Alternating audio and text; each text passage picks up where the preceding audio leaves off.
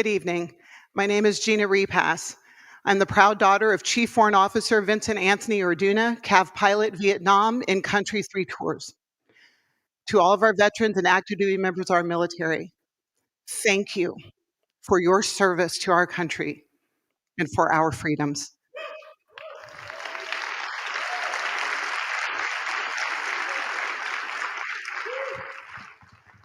Please join me in the recitation of our Pledge of Allegiance. I pledge allegiance to the flag of the United States of America and to the republic for which it stands, one nation, under God, indivisible, with liberty and justice for all. God bless you all and thank you. Thank you.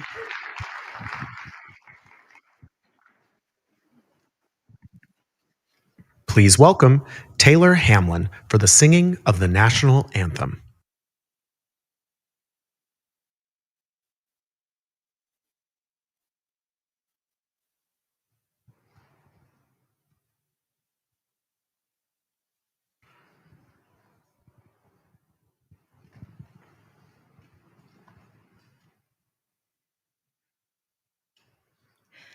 Oh, say, can you see by the dawn's early light what so proudly we hailed at the twilight's last gleaming, whose broad stripes and bright stars through the perilous fight o'er the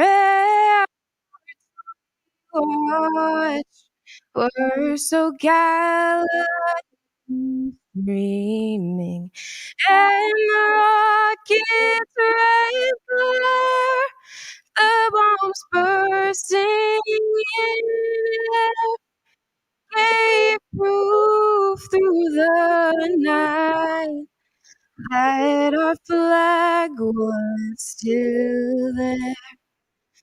Oh, say does that star-spangled banner yet wave o'er the land of the free and the home of the brave?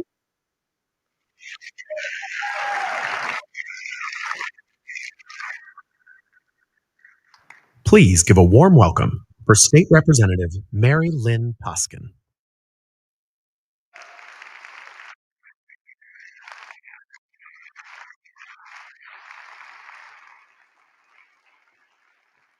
Wow. Look at Kansas showing up and showing out. Thank you. Thank you.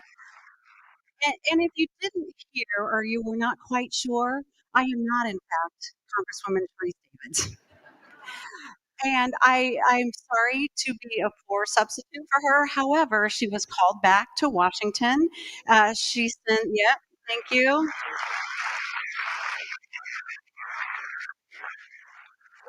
She sends her best regards and is really unhappy that she couldn't be here to take part in this important conversation with you and with Senator Slotkin. So I'm going to do my best to fill her shoes, but if you know Representative Davids, you know she would not be wearing the shoes, right? So anyway, welcome to Kansas House District 20. I might be a little bit biased. We're in the heart of my district right now, and I think it's really one of the best in the entire state. Thank you. So honored to serve here. This building is, in fact, one of the things I like to brag about. It has won 4 awards as the best small convention center in North America 4 times, you guys. That is a 4-peat, right? I think the Chiefs might be a little jealous. Yeah, okay. And for my Swifties and our Chief fans in the room, you know what? House District 20 also boasts Travis Kelce as a constituent, just, as an aside. So Anyway, I'm really honored to be here, and as Gina Reap has pointed out, thank you from the bottom of our hearts for your service. I'm the mom of 7 children, and I was able to put them to bed at night knowing they were safe, and I know that their freedoms were safeguarded because of your service. And I stand here as the daughter of a veteran as well. My father, Colonel Robert W. Schroeder, was a B-52 pilot. So I grew up in the military, and, you know, people would ask, where are you from? And I'd say, wherever my furniture is, right? So it's really nice to have roots here. And I'm so honored to honor my father's legacy in that I get to serve as the ranking member of the Veterans and Military Committee in the Kansas House Legislature. And one of the things that we really focus on there is making sure that we pass policy that will keep Kansas as one of the best places for our active duty military to live and raise their families, and a place for our veterans to proudly call home after they are done with their service. So I'm so honored to get to do that. In fact, last Saturday at the Capitol, we had a Veterans Summit where we invited veterans from across the state, and I had the honor of bringing my forever constituent, Doug Oliver, with me to the Capitol. And we spent hours listening to veterans to find out what your priorities are for the Kansas legislature. So if you missed that, please just reach out to me. You can find me on the legislative website, you know, on social media, what have you. And we want to hear from you and do what's the best that we can for our veterans in Kansas. I also wanted to point out that there is a veterans art exhibit at the Lenexa Art Gallery called A Place for Peace, and that is going to be on exhibit through the end of November. If you have not been there, please go. It's not in my district, but one of my constituents is one of the featured artists, so be sure and check that out. So, you know, this year has been chaotic for all of us. It's been, you know, freedoms getting trampled on, the policies that don't work for you and me and Kansas across the entire state. And it can be disheartening, I know that. But you guys are showing up, showing out, you're protesting, you're reaching out to your electeds and letting us know what it is you believe in. So I'm just so honored that we have this opportunity tonight at the VoteVets Economic Town Hall to have this conversation, and that we have a leader who has a plan that works for everybody. So I'm really proud to host this event in House District 20 tonight. And they told me that I could indulge one little more moment. I want to tell you about a project that my husband and I have embarked on. He is in a wheelchair full-time, and he's disabled because of his secondary progressive MS. And I commute 3 hours a day to Topeka and back. That makes me a less good caregiver for him, and also it makes it harder for me to serve my constituents. So we are getting ready to build the first commercially 3D printed house in the state of Kansas on a little lot in Oakland, Kansas. It's Topeka, and it will be fully ADA compliant. So look it up. It's really cool, and watch my social media because everybody will be invited. But what we're going to do with that in the interim, because session was just January to May, is that we are going to make it available for free to disabled veterans who are seeking treatment at the Topeka VA Center, because they have the same problems my husband does when he tries to get a hotel room or an Airbnb. So watch for that. And if you know veterans who, there is not a Fisher House at the Topeka VA. So if you know them who would need a place to stay, as soon as we get it printed and filled up, please let them know. So thank you for indulging that, and welcome, welcome, welcome.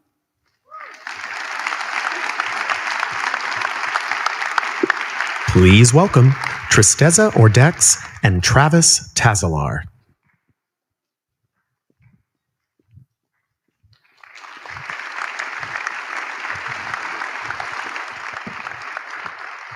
Good evening. My name is Travis Tazalar, and I'm with VoteVets. I am the Director of Politics and Organizing. Good evening, everyone. My name is Tristeza Ordex, and I am the National Organizer for Partnerships and Engagement at VoteVets. Our nation observed Veterans Day a few days ago, or yesterday. I just want to take a moment to honor those veterans who have sacrificed so much for this wonderful experiment of ours, especially all these folks who are sitting right in this row right here. Thank you.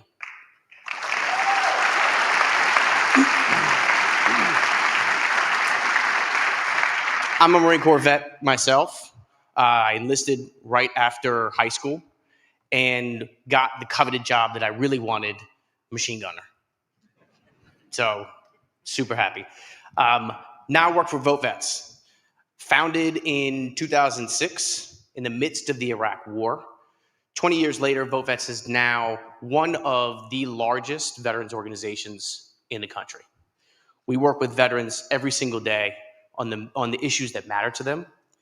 We work with veterans to hold our elected leaders accountable. And we work with our veterans to elect them and urge them to run for office. Just last week, we had two long-time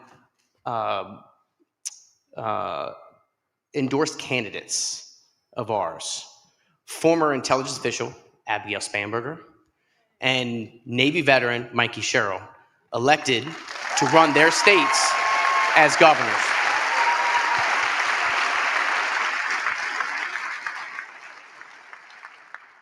We were with them in 2018 when they ran for Congress, and we were super proud to stand with them last week when they made history.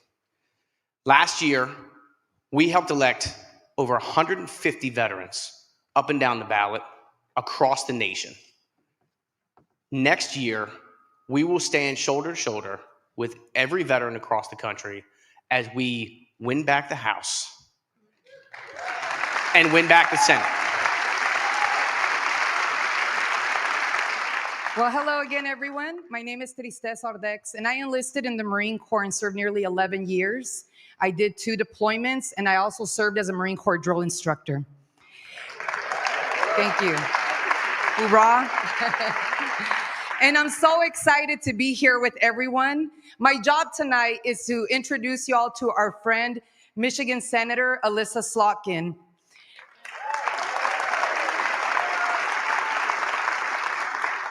So VoteVets came to know the senator when she ran in 2018 in a red congressional district in Michigan. She beat a Republican by highlighting her service as a CIA analyst, serving 3 tours in Iraq, and talking about kitchen table issues. She won 2 very difficult re-elections to the House, and last year, she was elected to the US Senate. And she has hit the ground running since. And so for veterans like me, she's become a very important voice in the Senate Armed Services Committee and the Veterans Affairs Committee. And she has been holding the Trump administration accountable on everything from VA cuts to forever wars. And many people are asking, who are the next generation of leaders in our country? Where are they? Well, I'm excited to report that she is right here. So I'm going to ask you all to get your flags ready and help me welcome U.S. Senator Elissa Slotkin.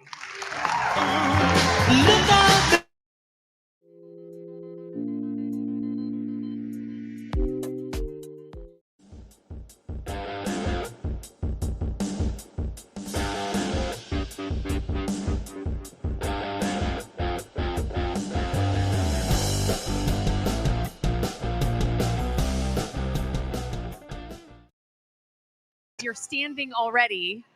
I haven't said a darn word yet. Thank you to the Michigan State sweatshirt in the middle of Kansas City. I know. I'm sorry. There's gonna be a little trash talking on sports today. My Lions are going to the Super Bowl, so I know it's hard for you. I know. I'm sorry. I am thrilled to be here. This is my first time in Kansas City, and I'm sorry in advance that my back is always to someone. This is not on purpose. I'm going to try and turn around. But I am happy to be here in Kansas City. It is my first time here. And what I will say is VoteVets has done an incredible amount of work on this event, on events around the country to highlight, particularly this week with Veterans Day, with that moment yesterday that we all took to think about what our veterans have sacrificed to give us the life that we get to enjoy.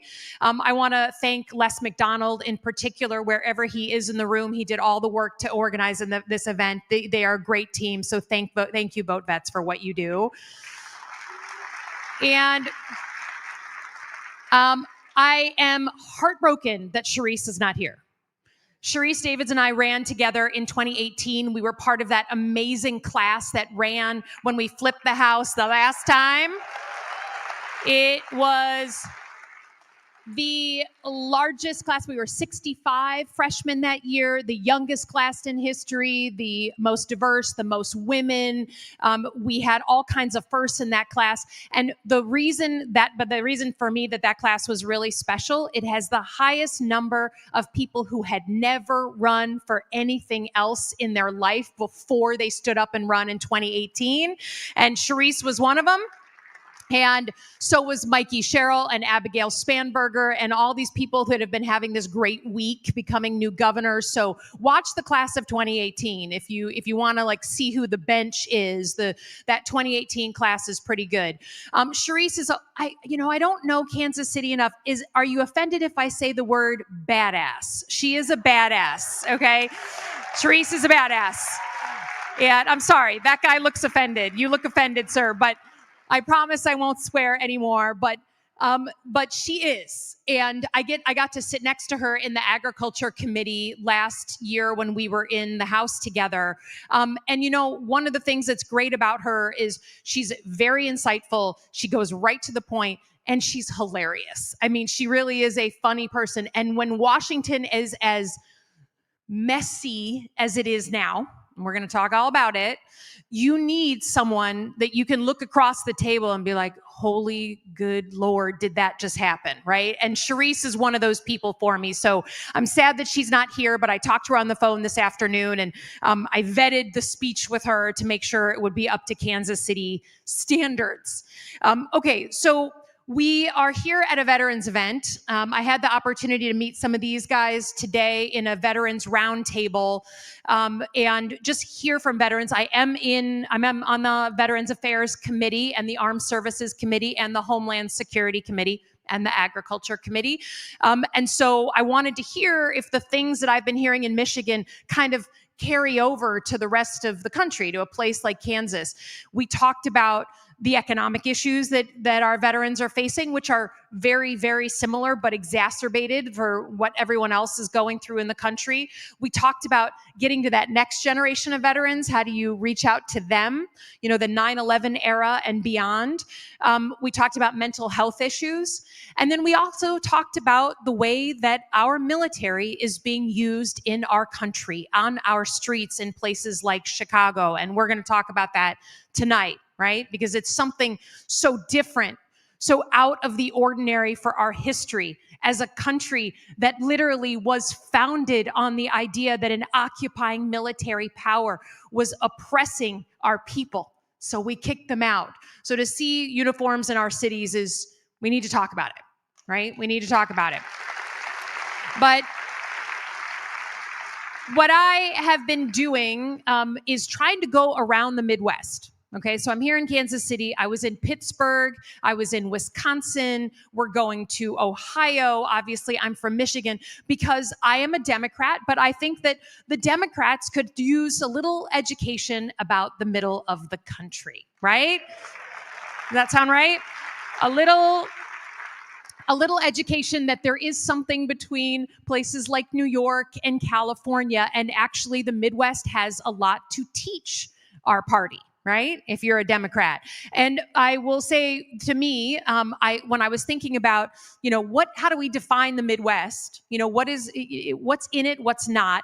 I just want to make sure that we officially agree that Kansas City is part of the Midwest, right? Okay, thank you. Yeah, just making sure. This is my quick litmus test on how I know I'm in the Midwest. I wrote it down so I would remember. Number one, sports is our second religion. For some of us, it's our first religion, right? It is what we do. You people understand the art of the tailgate, right? It is totally fine if someone hands you a beer at 10 in the morning as long as it's game day, right? That's fine. There's nothing weird about that. I got to take Hakeem Jeffries, the leader of the Democrats in the House, to his very first tailgate, Michigan State homecoming, a couple years ago. And I forgot that people don't know how to tailgate. The Midwest understands what a tailgate is. Holiday decor. Who has already taken down their Halloween decor and they now have Thanksgiving decor starting to go, right? It's not quite the same. Right, there we go. She does. I'm wearing my Thanksgiving socks. I have turkeys on my socks. We like to celebrate our holidays. Who is already starting to think about Christmas and has got the Christmas music on? Yep, that's us. We have rivalries inside the Midwest. I have come to learn in just one day the rivalry between Kansas and Missouri, which, good Lord. And we feel how you feel about Missouri is how we feel times 10 about Ohio and Michigan. That is how we feel, Lord. Okay. But as a good Midwesterner, inside the Midwest, we are in deep rivalry. But if you go outside the Midwest, if you're in Washington, D.C., we're all on the same team, right? We're all part of the same family. You're from the Midwest if you have shopped at Bass Pro or Tractor Supply, right? I know you guys know about that. But in a more serious way, you are from the Midwest if you understand that we are a practical people, a reasonable people, a hardworking group of people, salt of the earth. You understand what it's like to live in a red neighborhood, in a purple neighborhood, in a place where people don't see eye to eye politically, right? I live in a red town. I've never won my town. I've never won my precinct. I've never won my neighbors, but they're still the first people I call if they're a problem, right? We understand that the way lots of other people don't. We can't stand the polarization that has taken over our country, right? Is there anyone who's like kind of gritting their teeth and concerned about Thanksgiving dinner because it can get a little uncomfortable because of politics, right? And how infuriating that is. But we also understand that the most important things are the love of family and of faith, our community and hard work, and that there is no contradiction between those things and the love of our country and our willingness to protect our values as Americans, that they are the same thing. So I'm traveling to all these places in the Midwest to elevate the role of the Midwest in our country, to show people what's going on here. Now, last Tuesday, we had a good night, right? We had elections, we had good nights. We had these two great VoteVets candidates who are running in now governors of two big states, but we won in all kinds of places. We won in Mississippi. We won in Georgia, right? We won in just places that people weren't expecting us to run. And I want to tell you that for me, the lesson of that election is twofold. The lesson is, number one, economic issues are still the galvanizing issues in our country. It is what people wake up thinking about. They are concerned about the threat to the American dream and whether this country will be there for their kids. And then number two, the second lesson is people are just ready for a new generation of leadership. They are ready for the old to be gone and in with the new. That came across loud and clear. Now, that was a great, moment a week ago, almost a week ago plus. And then we had a harder moment, right? The reason I was flying here and Sharice was flying back to Washington is because we were voting on reopening the government. And a lot of you watched, we had some disappointing moments, right? Because we held out and we fought. We showed, I think, very clearly that the Republican bill, the big, beautiful bill that was passed in July, has precipitated a healthcare crisis in the country, even worse than it was before, and it was already very bad on the price of healthcare. Right now, we are at risk of 23 million Americans losing their health insurance.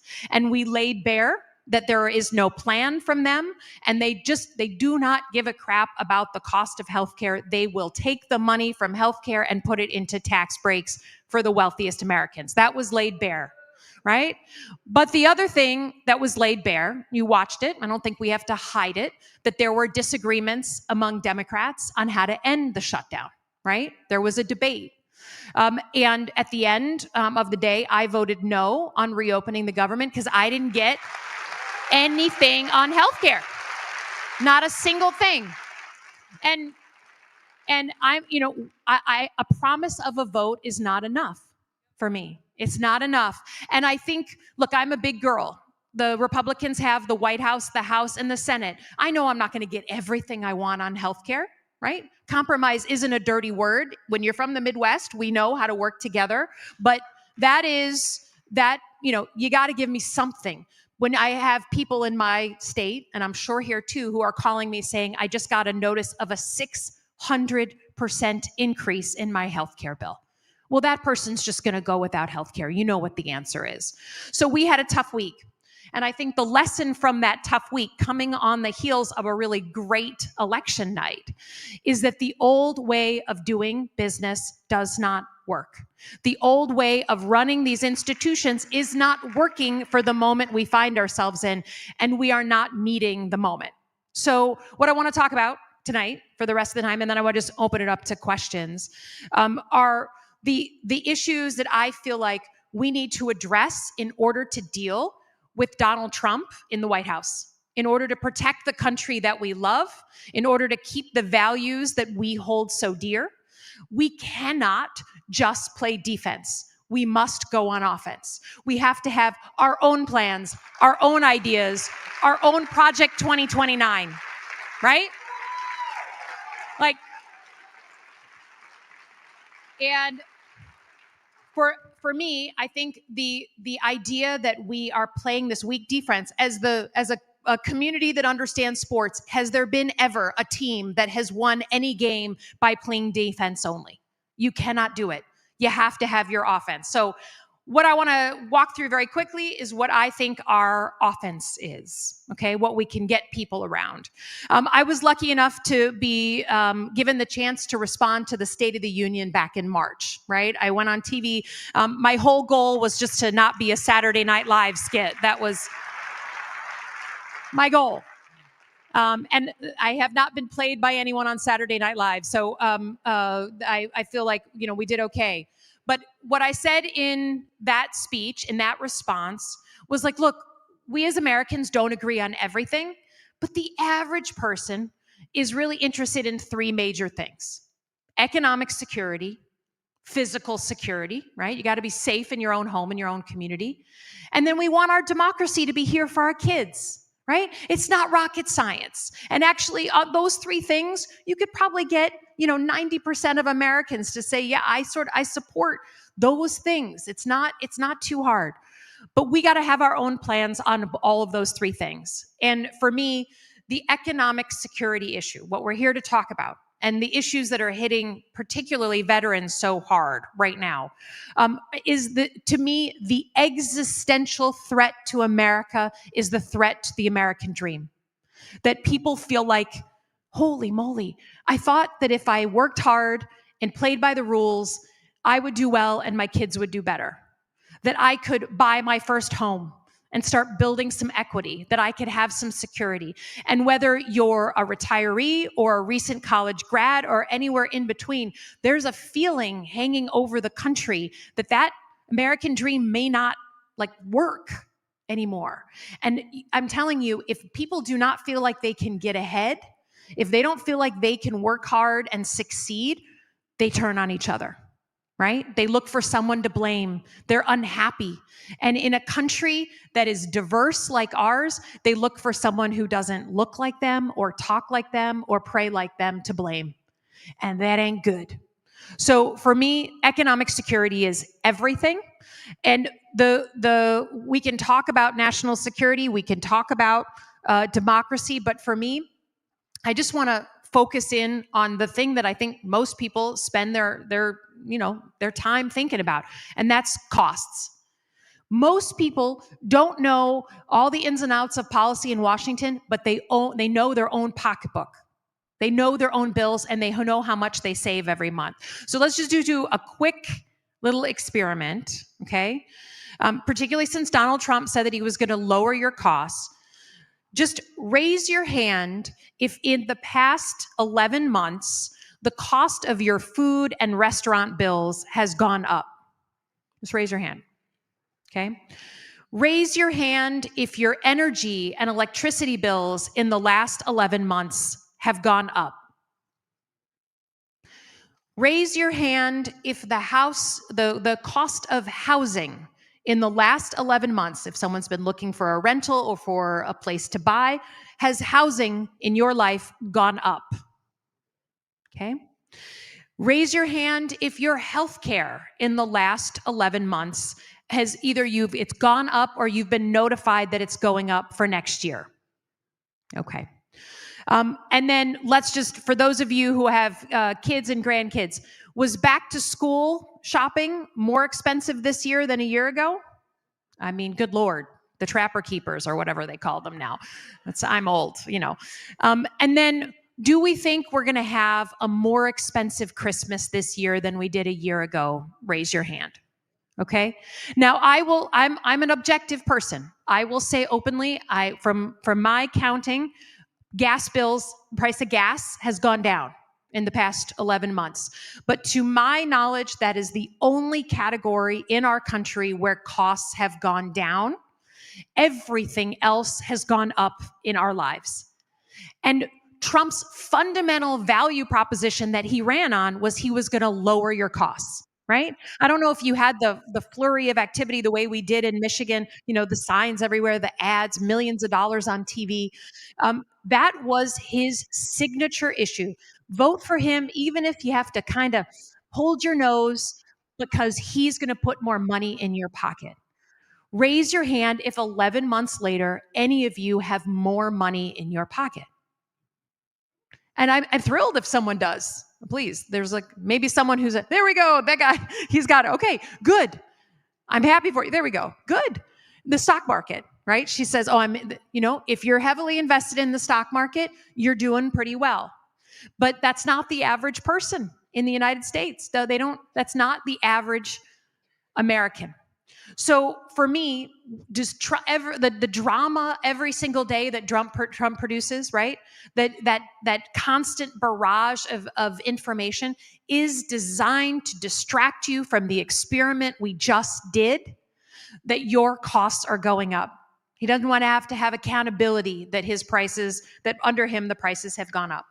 So two things we can do. Two things that we can do that part of my Project 2029. Okay. Number one, declare a housing emergency. The man has declared an emergency on everything else. Okay. We have a national emergency right now against Canada. Okay. That's where we used to go. In Michigan, we just drive over the border to go drink. That when we were 19, right? I mean, the Canadians, God love them, they're not a threat to our national security. We don't need a national emergency against the Canadians. That's insane. But it has become increasingly difficult to buy your first home. And what is more fundamental to the American dream than buying a home, than having property? So for me, you declare a housing emergency, you surge in, you flood the market with building materials because it's very expensive to build a home right now. Our home builders are not building as many single family homes. We're down 4 million units of housing. That's how many we're short.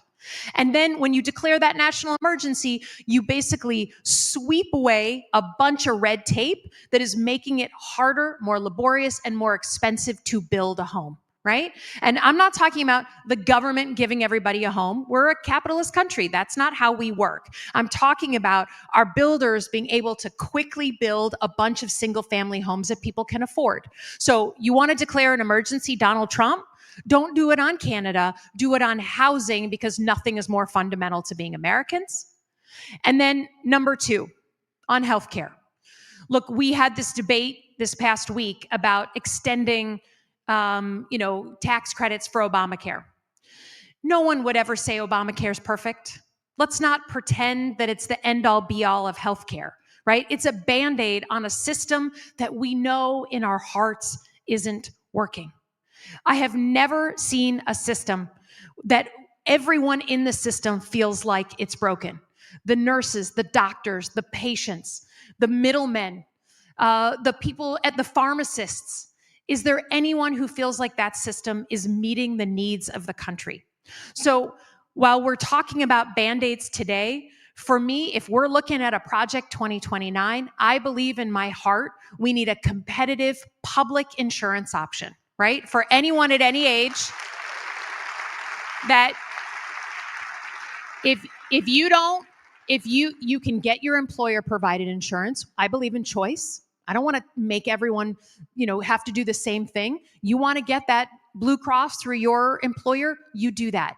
But there's always a public insurance option that works, whether you're in Kansas or Michigan or go on vacation in Florida or whatever. It works throughout the country, that is low cost, reasonable, and gives you good care, including preventive care.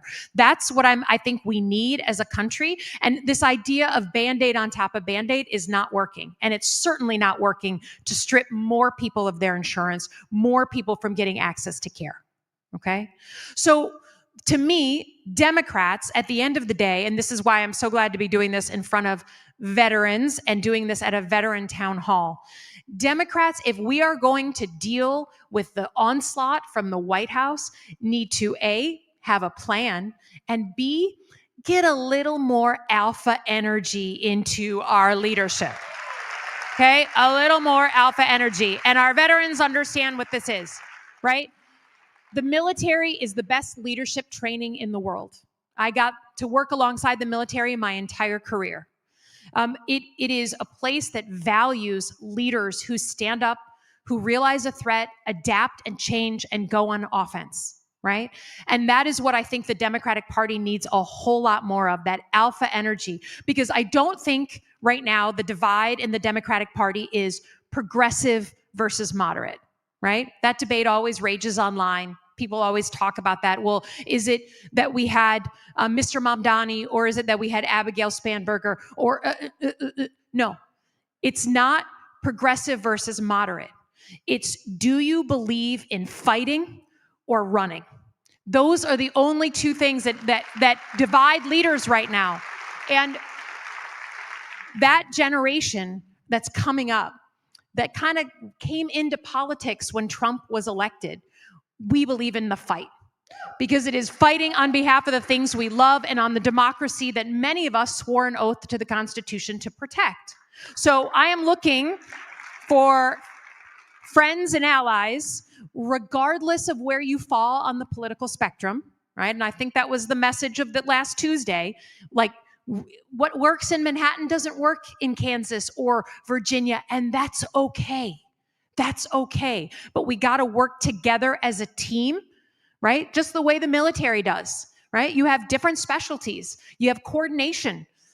Air power is different than logistics, which is different than infantry. And that's how you go and retake a city from a terrorist.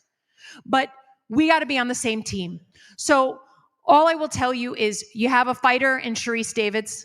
She is amazing, and I've watched her do it. For our local elected officials and those thinking about running, please get in the fight. We need that new generation to come into it. Running for office is a crazy thing to do sometime, but we need good people to get in it and who are ready to fight. And even though I am not your senator and I come from a different corner of the Midwest, I want to thank you for being engaged citizens, for caring about your country and your community. Every single time that this nation has gone through a hard moment, it's always gotten out of it with two things, always, whether it's civil war, right? Americans killing each other across a battlefield, or the McCarthy era and communism, depression, the depression. How about the civil rights movement, where people are shooting water cannons at American citizens? Every single time we have gotten through those chapters in our history, and we will get through this one with two things. engaged citizens and principled leaders. Every single time. People like you, citizens, just do a little bit more than they're used to doing. They show up, they get involved, they protest, they call their elected officials, they demand more accountability. And then there are principled leaders ready to receive the ball and do something about it. So just by being here, you are engaged citizens. Thank you for that.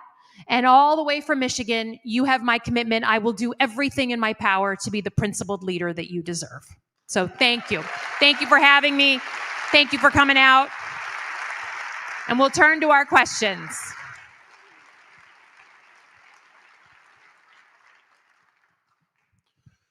My name is George.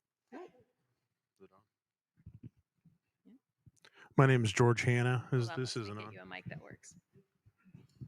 Can I toss you this? My name is George Hanna, and I am a three-term chair for the Kansas Democratic Veterans Caucus. I have got some. Thank you. I have some constituents that are active duty National Guard. They are from Puerto Rico, and they are troubled with the ramifications of being called up into what's seems to be going towards a police state and enforcing these laws that they know are unconstitutional. Now, everybody in here is a veteran that took the oath and said they don't have to follow an unlawful order, but obviously actions have consequences, and they're deeply concerned about what's going to happen if they do push back on what they know is unconstitutional. Second part of the question is what are we going to do about it? Everybody here is a proud American. Everybody here is a veteran, fought against nationalism, and I fear that we are dipping our toes in that direction. Thank you for the question. So, especially because we're in front of a veteran audience, I think what we are witnessing is a fundamental shift in how a president uses military force inside of America. Now, we can have a whole conversation about what's going on in the Caribbean and some of the things that are happening there outside our norms. But to me, one of the most fundamental things that we as Americans should be concerned about from this president, right? It's not buying Greenland. It's the deployment of uniformed guard and potentially active duty military into our streets. Now, you've all seen the videos coming out of Chicago and Portland and all these other places. We have federal law enforcement there, and we have, in some cases, National Guard. To me, there is nothing more contrary to American values than to have uniformed military who are trained, everyone here, trained to go after foreign adversaries, to then turn their gaze towards their own fellow citizens and set up a dynamic where the citizens are the enemy. I think that is deeply dangerous for democracy. I think it's one of those things that, you try to figure out what President Trump is doing, what are the sort of passing and tactical and ephemeral things, and what are the truly strategic and irreversible things that he is doing, and it's the use of our military in that way. National Guard, sometimes from one state to another against the will of the governor, right? Right now, he has tried to send a total of about 7,000 uniforms all over the country based on this pretext that these places can't handle their own situations and need to have someone sent in. He has also floated using the Insurrection Act. And just so we're all clear, the Insurrection Act allows active duty uniformed military like the 82nd Airborne to take on the roles of law enforcement, surveillance, arrest, detention. And I think about the military and what a critical institution it is, how it has some of the highest approval ratings and trust ratings from any institute, more than any other institution in the country. And the idea that children in suburban Chicago would start to look at uniformed military as an enemy scares the crap out of me. Scares the crap out of me. So to me, this is one of the most egregious things that he has done. In a perfect world, the House and Senate would absolutely be crawling out of their skin to push back on the president on these deployments that he's organized.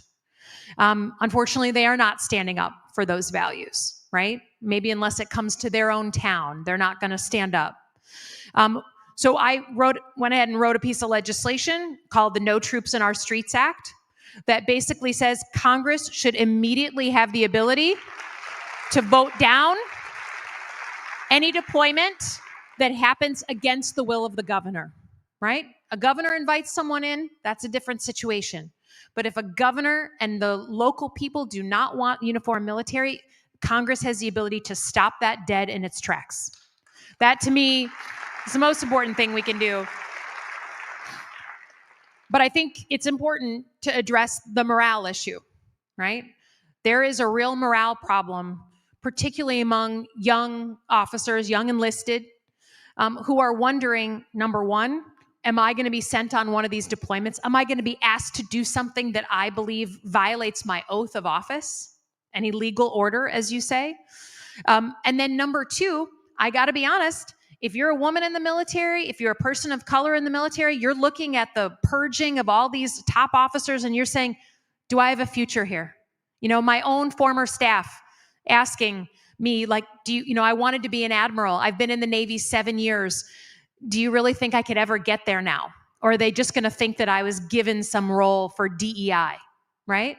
So that to me, if I can speak to the folks who are still in uniform, number one, there is such a thing as an illegal order.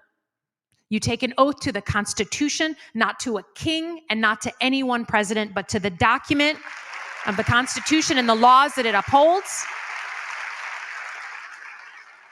And lastly, I will just say that the veterans, I know here, but across the country, are watching this like hawks.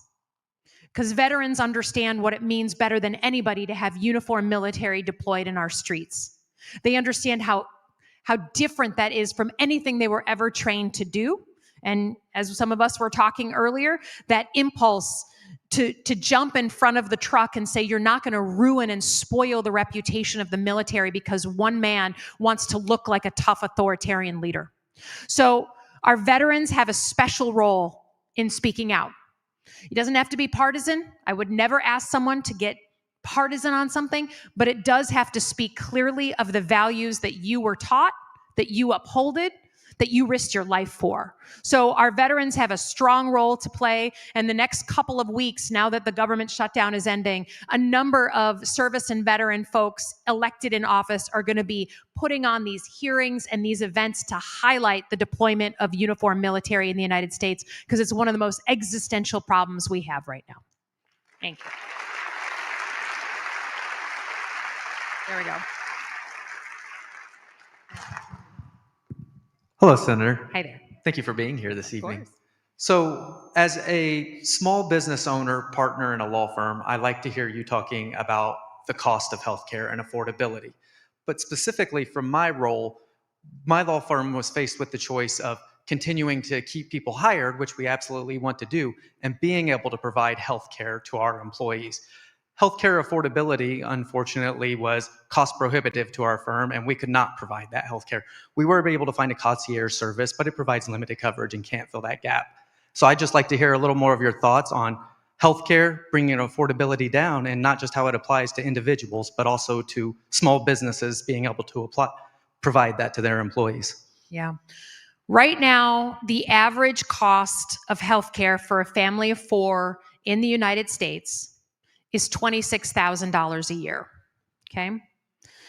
Think of the average person and how much they make.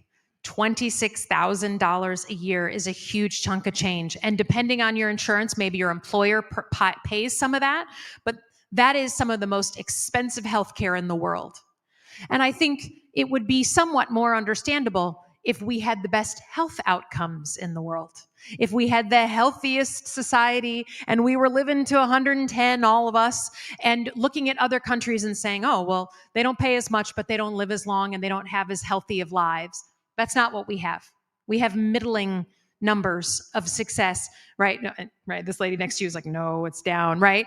But so when you rack and stack against what we pay, it's absurd. And you have these terrible moments. Like we saw this poor man, like CEO, who was killed on the streets of New York, and people celebrated it. And it was a terrible thing to celebrate someone's death. But what was behind it was that every American I know has some sort of just traumatic story dealing with the healthcare system, not being able to get care, not being able to get coverage for someone with a pre-existing condition, not being able to like help their loved ones through something.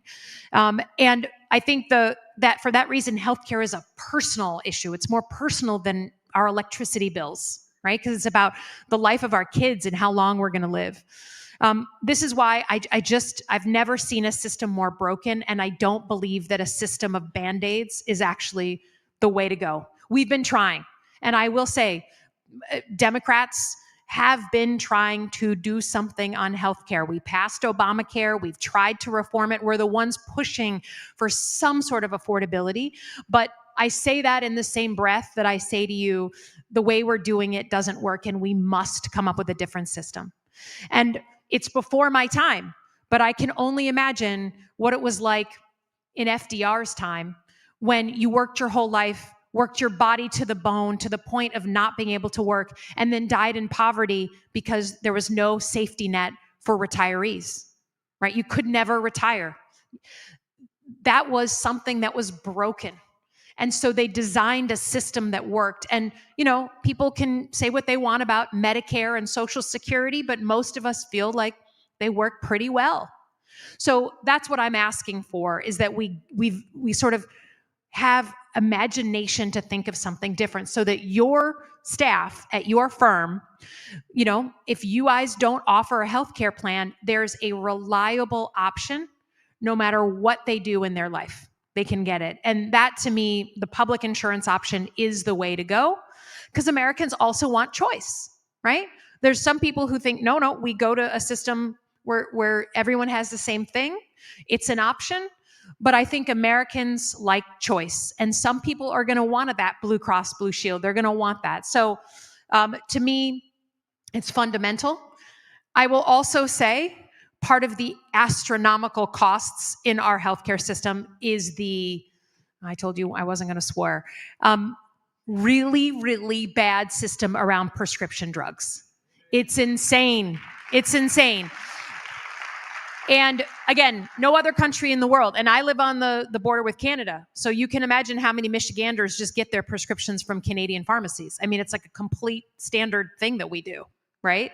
So until we reform those systems, we're not going to be able to have a law firm feeling good about being able to afford their insurance for their employer or employees.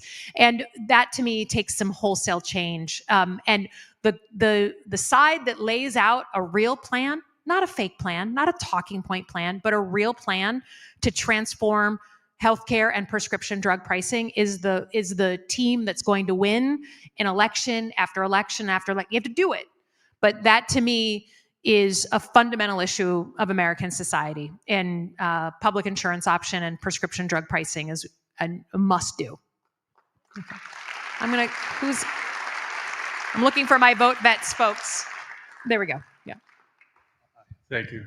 Okay. Part of the issue that you're talking about healthcare and a lot of other similar issues in America has to do with money. Yeah. And that is corporations and rich folk have money to basically get their issues out there, you know, that they can talk with the senators or the representatives because, hey, you know, Elon Musk, $250 million towards Trump's campaign. That money talks. Do you see any hope for limiting the money that's, you know, so that the issues get, you know, for the poor, the middle class, and the rich, instead of just the rich? Because, you know, healthcare, it's all about money. You know, it's like the insurance companies, everybody that has a dog in the fight that is making money off of our healthcare insurance at our expense, you know, is lobbying Congress to say, We want it to stay the way it is. So 100%. Thank you. So you couldn't make up a worse campaign finance system than the one we have in the United States. You couldn't make one up. It's a Frankenstein. It's out of control Frankenstein.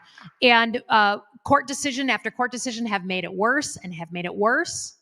But you're absolutely right that big interests have their lobbying firms and they come to see you, right? When I was first elected, here come people to my office knocking on my door. And what you realize very quickly is that the middle class has no lobbyist. The middle class in America has no big fancy firm coming to knock on your door and demand that things work for them. And that it is exacerbated, if I can be frank, by the system we have on corporate PAC money.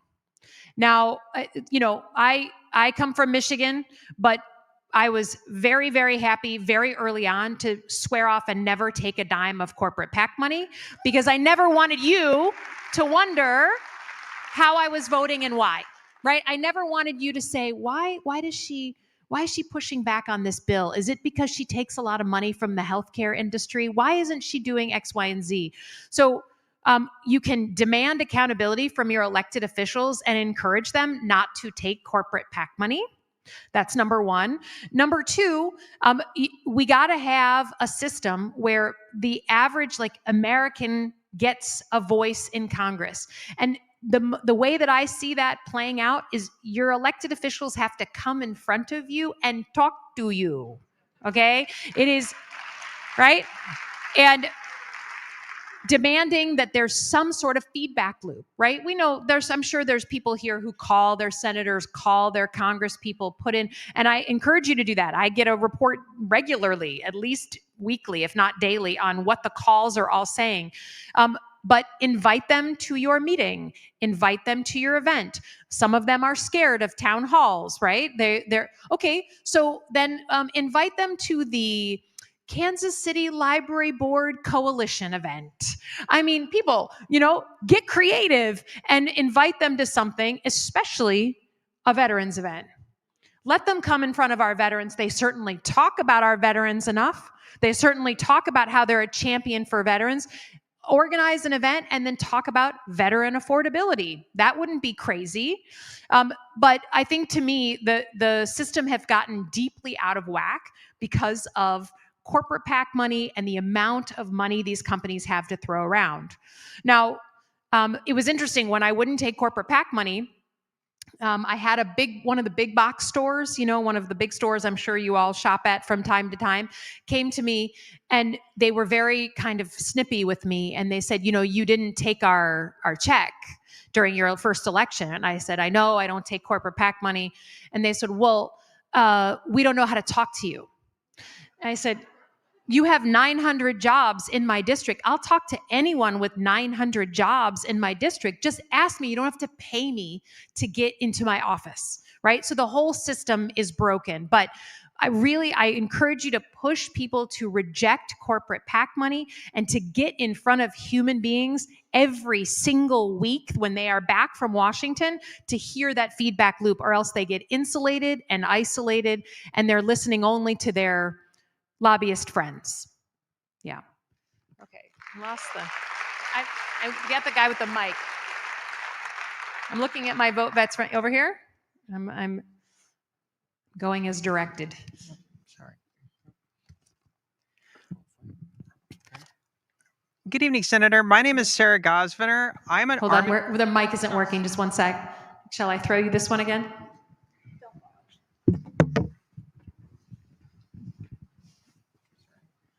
Good evening, Senator. My name is Sarah Gosviner. I'm an Army veteran of 10 years with 4 combat tours, 2 being to Iraq and 2 to Afghanistan. I'm also a trans woman. A study found that 1 in 5 transgender adults, approximately 20%, is a veteran. We've watched you vote for bills that have anti-trans amendments in them targeting trans service members and their families, including the most recent NDAA. You're asking us to trust you with the economy and democracy. As a minority American veteran with very little influence on elections, here's my question. If a minority veteran cannot trust you with the vote to maintain our health care benefits and rights, how are we to trust you with our best interests at heart with the economy and will not vote what is most politically expedient in throwing us under the proverbial bus?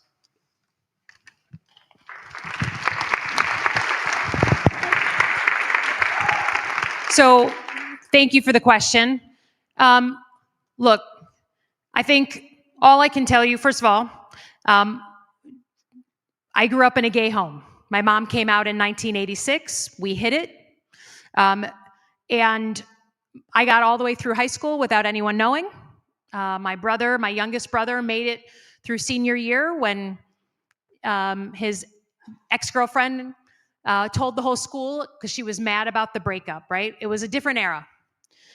For me, there is no other way that we get through an all-military force or an all-volunteer force and a force that represents America without inviting everyone into that force. And what we've seen over the last year is the president make radical change on decisions about trans soldiers that I was a part of when I was at the Pentagon, right?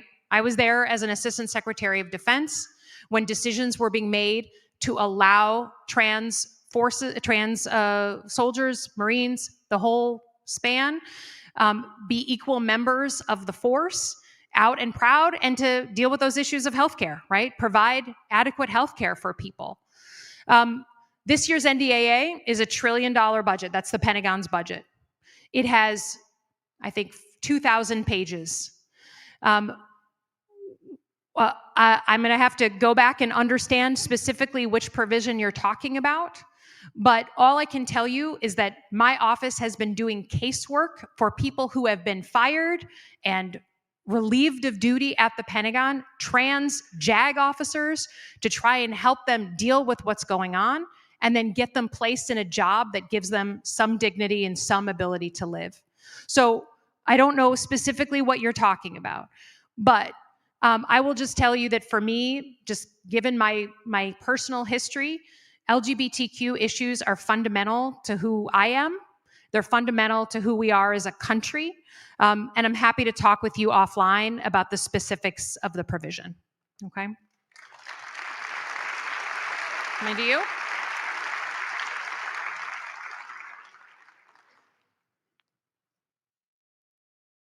Can we get someone right in the middle? Yeah. Oh, sorry. She's trying. Hello. Go blue. Oh, go blue, go green, the whole thing. Oh my God, there's a few of you here, these Michiganders. Look at this. Is there a particular reason that you don't support universal health care? It seems to me that because as Americans, we prefer to have choice. Mm-hmm. Given the chaos we're dealing with now, mm-hmm. that's not sufficient. We're the only developed country in the world, is that correct, that does not provide universal health care? Or some option, yes.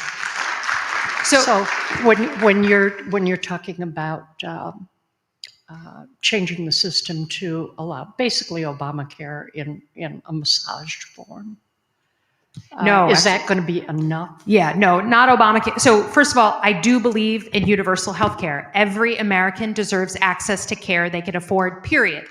And it was, for me, I went through this with my mother. My parents are divorced. My mom was diagnosed with stage 4 ovarian cancer, and she had let her healthcare lapse. Okay. So part of the reason I'm here as an elected official is because of all the things that I went through in places like Iraq and all the difficult things. Nothing was worse than the first 6 weeks of getting her terminal diagnosis and her having no healthcare. And before Obamacare, imperfect as it is, number one reason for bankruptcy in America was medical debt, which is absurd. So I do believe in universal healthcare, everyone having access. That doesn't mean Medicare for all, that's the only system that's available. There are countries that have the public insurance option that everyone has access to, but that have choice on a private insurance option, place like Australia. Okay, you can choose. And the average person chooses the public option. And by the way, the people who will choose the public option first are the youngest, healthiest, just getting started Americans who don't want the Blue Cross, who think they're going to live forever anyways. And so they get the public option. That's great for making the math work. But to me, there's always that net there. There's always that program. So if you want to move, and Obamacare right now is not that. Obamacare is different in Kansas than it is in Michigan, right? You can't, if you want to go for a month to Arizona, you're not going to get covered because you got some other, that doesn't make sense for the lives we lead now. A public insurance option, one option that's accepted everywhere in the country, is what I'm talking about. But I'm not going to say, I'm just not prepared to say that every American has to be on that plan. And that to me is the only difference. And it's a difference of not much distinction. But Americans, our system is set up for competition, for choice.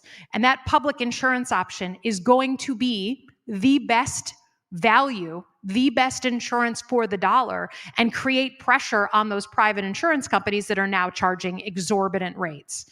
And so to me, I understand the point, and there's lots of people who have that view, but for me, I got to leave that choice in there because, as you may have noticed, we have a pretty diverse country that feels differently about this issue.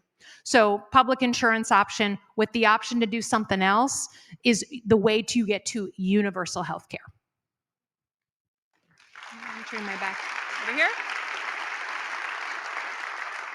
Hello, my name is Jay Moyer. I am a proud member of the Johnson County Diversity, Equity, and Inclusion Coalition, and I also sit on the executive committee representing Kansas 3rd Congressional District for Kansas Young Democrats. I wanted to talk a little bit about the rising cost of healthcare.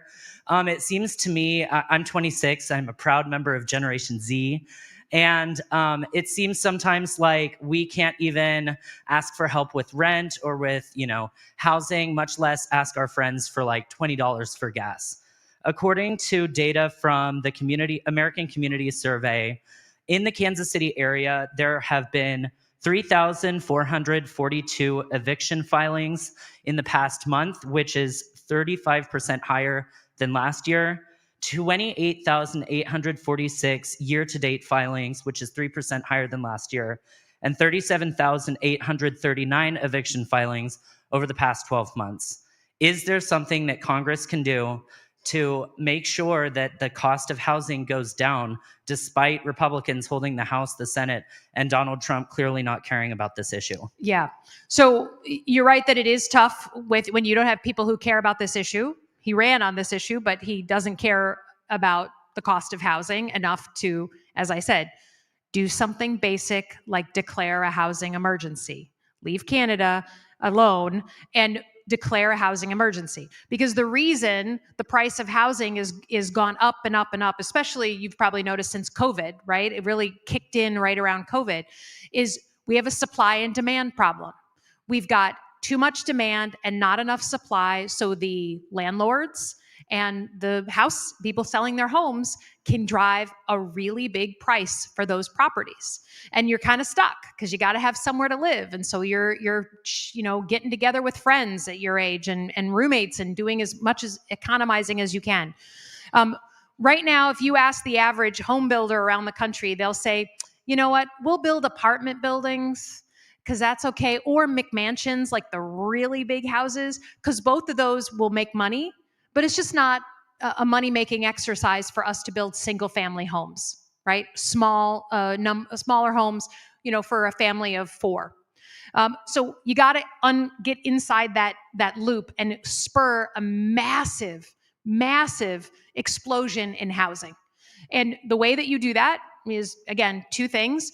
Local regulations and red tape are absolutely holding us back. I can't speak for Kansas City specifically. I can speak for a lot of communities around the country, especially in Michigan, where it's like, not in my backyard. I don't want that over here. Well, it's got to have 2 elevators, not 1. It's got to do this. It's got to do that. And so they'll just say it's not worth it. And then the cost of things like lumber, right? Construction materials is super inflated and expensive. So they're like, I'm not going to do a single family home. You could use the Defense Production Act and use the purchasing power of the government to surge in building materials to lower the cost of things like lumber, so that they're just building. That to me, look, there's other ideas out there. There are a lot of people who have second homes and third homes, while others have not even their first. If you're able to buy a second home, maybe you should pay a little bit of a second home tax. It wouldn't kill us. But the point is, we have to do something to kickstart that housing explosion, or else people like you, especially at your age, are going to have to make compromise after compromise in order to live independently. When your parents were your age, they were probably thinking about buying their first home. Maybe they had bought their first home. The average age in the United States of America right now to buy your first home is 40. Yeah, right. Boo is right. That's bad. How many people have already had kids? They're not building that equity over a lifetime. So housing explosion is what we need. We're down 4 million units. Housing emergency needs to be declared. Yeah. Okay. Yeah. Okay. Hi, I'm Paula George. I work in early child care across 9 counties in the state of Kansas. Hold on, I'm going to get my question back up here. How can we address how state and federal budgets can support those currently working in the field of early childhood? We need help to sustain our centers and family home providers so we can pay employees higher wages, provide adequate employee benefits, health insurance, retirement, and scholarships to increase opportunities for education and training. How will you help us relieve the stress facing the childcare industry and the stress of the cost of care for the families we serve? Yeah, thank you for asking, and thank you for being in childcare, especially anyone who's in childcare or teaching since COVID, through COVID and since COVID. Thank you for doing that. I'm sorry, I want to ask a question. Do we have universal childcare or universal pre-K in Kansas? No. Okay, we should. We have the conundrum of, again, not enough childcare for people who need it, right? The childcare often becomes very expensive for a family. So a lot of people, particularly women, say, "Oh, it's so expensive. My job covers it, but barely, so I'm just not going to work, right? I'm going to stay home."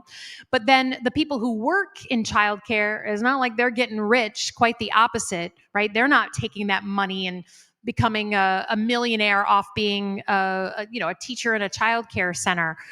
So again, you have a supply and demand problem.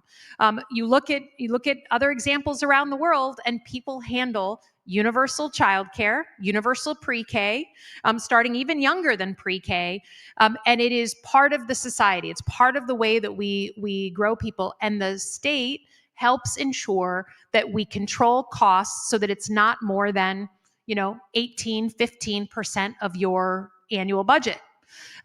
We had a bill a couple of years ago when Biden was president to deal with childcare. Wouldn't have been perfect. Nothing's perfect. No single piece of legislation is perfect.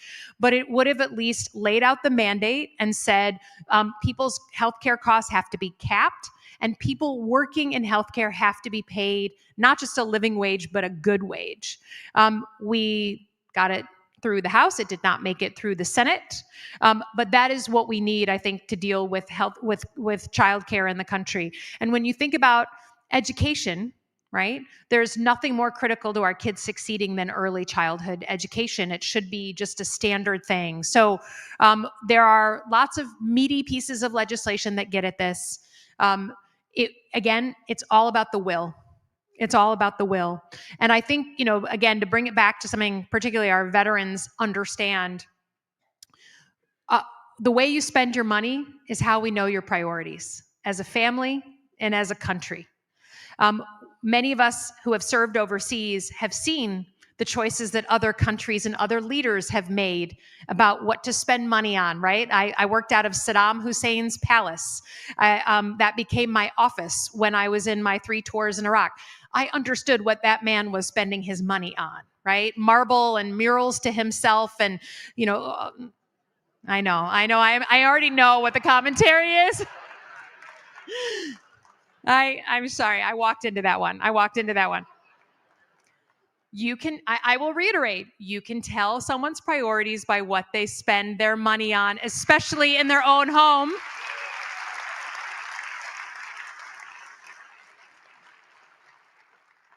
But for me, I think one of the things that unites people right now is that they feel like we spent a lot of money abroad, right? And we weren't doing the investment we needed at home. And given where technology is going, where places like China are going and kind of leaping ahead of us, for all those reasons, but also for the domestic reasons, investing in ourselves and in our kids and in our education is the most fundamental thing we can do to be a leader into the 21st century. Okay. Yes, ma'am. Hi, Senator. Thank you for coming. My name's Dave Coleman. I'm in Leawood. Number one, I want to compliment you on your outfit. Oh. Well, hello. Thank you. Well, I don't know if you know this, but you are now a Chiefs fan since you are wearing red. I knew this was going to happen. I walked into that one too. It's not Red Friday just yet, but we're soon you're going to be away on Red Friday. So thank you. Two questions. Number one, with the Pentagon, you're on armed services. Yep.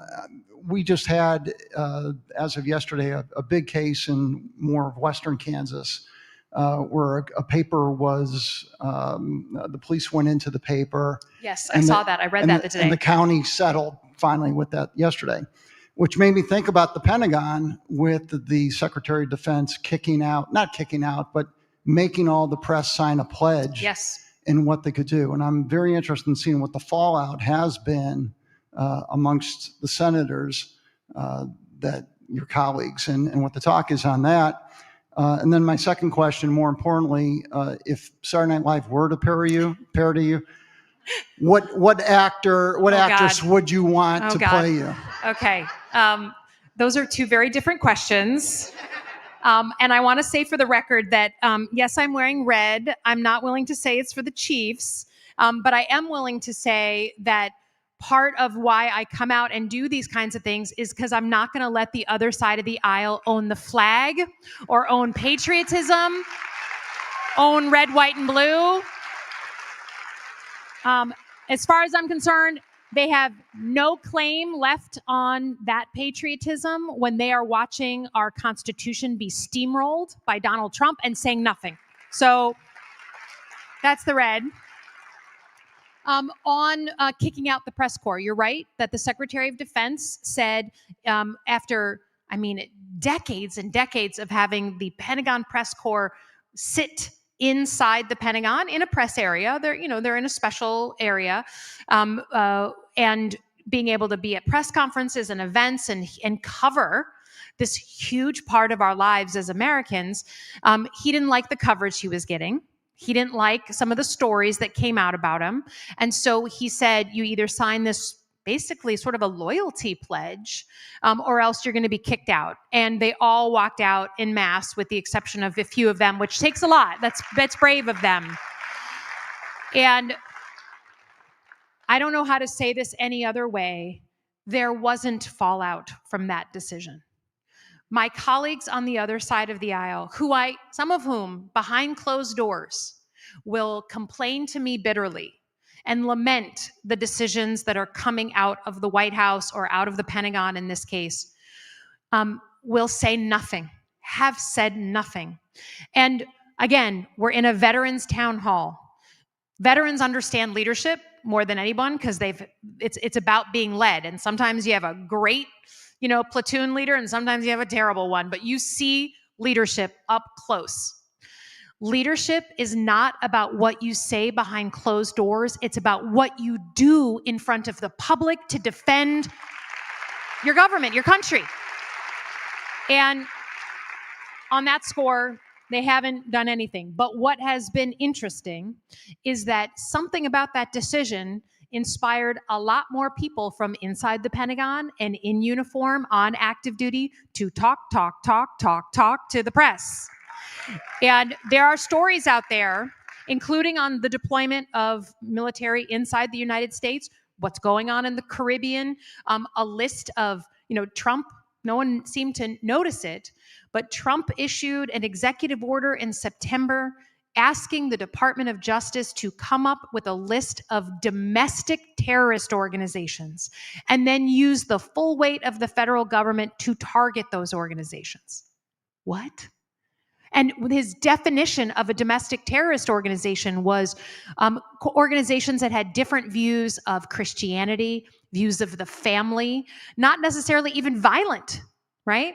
So when I see things like that, and I see stories coming from within the government on that to me is the consequence of the press corps being kicked out. People are more ready than ever to talk about these things.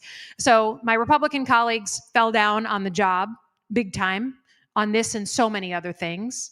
But the public and people in uniform have responded by providing more information that, frankly, I use every single day in learning what's going on the Pentagon.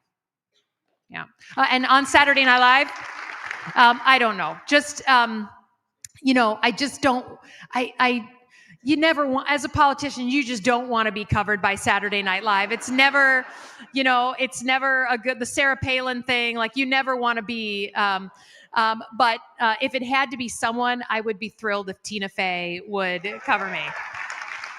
Yeah. Okay. Who am I going to? Yes. Senator, I think we have time for one more question. Oh, thank you. One more question. Yes, sir. Oh, let's do it again. That mic just does There we not go. like. Here we oh, go. there we go. Okay. We got a new one. Hi, Senator. My name is Jordan Herrera, and I have been running for United States Congress in Missouri's 5th Congressional District, Great. the very district that Donald Trump is wiping off of the map, or we're trying to. We're fighting like hell in Missouri, Yes. and I'm hopeful. Yep. But, thank you. But I'm a product of political wins, and I've been pushed into Missouri's 4th. I want to announce and say I'm committed to running in Missouri's 4th, that we're not going to let the Republicans take any ground in the state of Missouri, and I'll be challenging Mark Alford. But my point is this.